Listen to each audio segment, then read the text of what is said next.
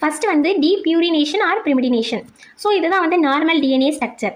ஒரு டிஎன்ஏல என்னெல்லாம் இருக்கும் அப்படின்னா, ஒரு பேஸ் பேர் இருக்கும், அதாவது ஏஜி இல்லைனா சிடி வந்து இருக்கும்.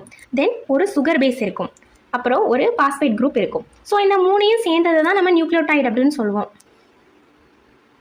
ஸோ இதில் இம்பார்ட்டண்டான ஒன்று தான் இந்த என் கிளைகோசிட்டிக் பாண்ட். இது வந்து என்ன பண்ணுவோம் அப்படின்னா, அந்த பேஸை வந்து நல்லா இறுக்கமாக பிடிச்சிருக்கும். ஸோ ஹைட்ரோலைட்டிக் க்ளீவேஜ் நடக்கும்போது, அதாவது வாட்டர் ரியாக்ஷன் நடக்கும்போது இந்த பாண்ட் என்ன ஆகும் அப்படின்னா பிரேக் ஆகுது. ஸோ பிரேக் ஆனதும் அதில் அட்டாச் ஆகியிருந்த அந்த பேஸ் வந்து என்ன ஆகும் அப்படின்னா விழுந்துரும் கீழே. ஓகேவா? ஸோ விழுந்த உடனே ஒரு எம்டி பிளேஸ் வந்து கிரியேட் ஆகிருது. ஸோ இதை தான் வந்து என்ன ஏபி சைட், அதாவது அபாசிஸ் சைட் அப்படின்னு சொல்லுவோம். ஸோ ஹைட்ரோலைசிஸ் வரும்போது வாட்டர் மாலிகுல் இன்வால்வ் ஆகும்போது இந்த பேஸ் வந்து கீழே விழுந்துருது. தென் ஒரு எம்டி ஸ்பேஸ் வந்து கிரியேட் ஆகுது. இதுதான் வந்து ஏபி சைட், அதாவது அபாசிஸ் சைட் அப்படின்னு சொல்லுவோம்.